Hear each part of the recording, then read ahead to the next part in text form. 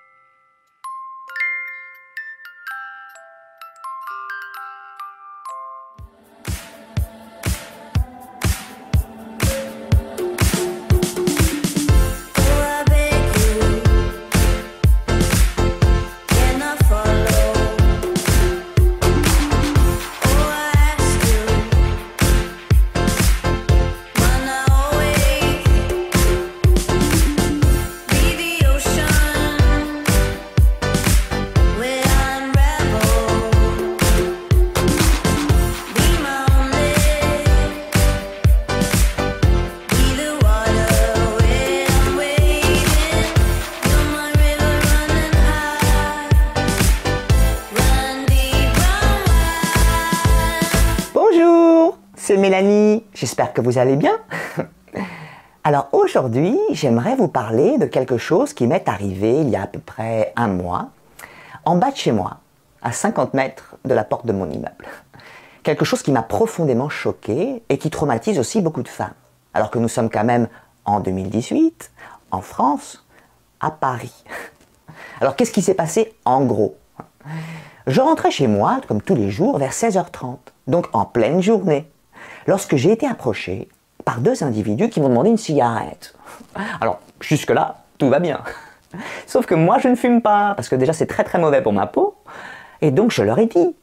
Et là, j'ai tout de suite senti qu'ils sont devenus très agressifs. Il y en a un qui m'a traité de salope, comme ça, sans raison, bah voyons. Alors, les insultes, les crachats, les regards salaces, c'est quand même notre quotidien en tant que femme. Mais voilà, il y en a un qui m'a carrément menacé, pendant que l'autre a commencé à me tripoter les fesses. Et il faut le dire, et je vais le dire, c'était deux hommes, type maghrébin, ou afghan, enfin bon, quelque chose comme ça. Et là, ça a été plus fort que moi. Là, je n'ai pas pu me contenir, j'ai vu rouge. Et je leur ai dit, avec un courage que je ne me connaissais pas, droit dans les yeux, mais vous vous rendez compte? Vous vous rendez compte que vous vous portez préjudice, que vous vous stigmatisez vous et votre communauté, ainsi que votre religion d'amour? Qu'est-ce que je cherchais à faire? Je cherchais à leur dire qu'ils étaient des êtres humains bons, mais que leur comportement ne permettait pas aux gens de les apprécier. Et encore moins à tous ces racistes qui profitent de ce genre d'occasion pour briser notre vivre ensemble. Mais en même temps, c'est pas évident de faire la morale à ces jeunes victimes au quotidien de cette société patriarcale, blanche, colonialiste, raciste et chrétienne.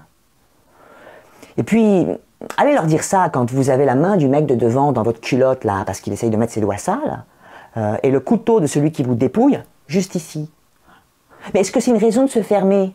Non, non. Maman dit toujours, la tolérance doit être la première règle en vue d'un échange constructif avec l'autre et ses traditions différentes.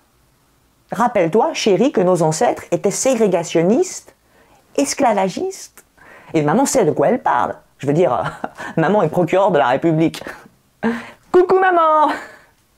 Mais moi, ce qui me rend folle, c'est pas tellement ce qui nous arrive. Une agression, un coup de couteau, une attaque à l'acide, un viol. Bon, d'accord, il ne faut pas exagérer. Moi, ce qui me fait mal, c'est de voir comment les fachos profitent de cela pour alimenter la haine. Et ça, C'est contre mes valeurs, je ne peux pas le cautionner. Alors en tant que femme, libre, j'ai pris la décision d'être en accord avec mes principes et de mettre en pratique mes théories.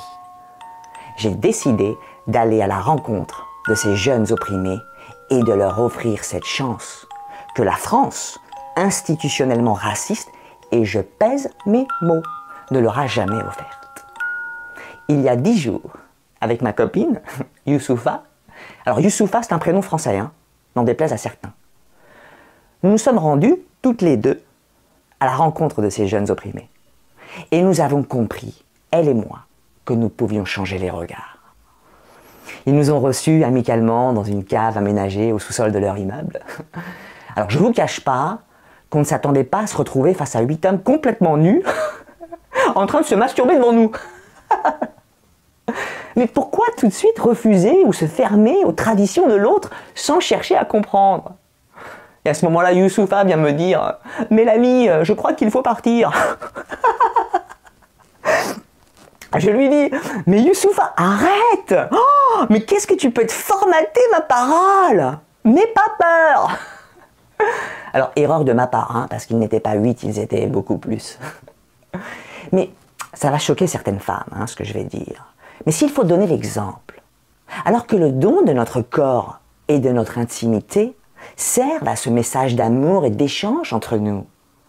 Et j'en terminerai là, car en tant que féministe, bisexuelle, queer, mais non binaire, multiculturelle et pluriage, transgenre, végane et militante chez les femmes pro-palestiniennes, je le dis ici et à toutes les femmes. Ce qui semblait être une agression, une tournante, un viol collectif, ou bref, une mésaventure de bourgeoise, s'est transformé en quelque chose que je n'aurais jamais envisagé. Aujourd'hui, je suis en couple avec l'un d'entre eux. Mais ferme ta grande gueule, sale pute, et viens nous sucer là, grosse chienne. J'arrive, Jamel, j'arrive. Oh, ces jeunes sont impatients.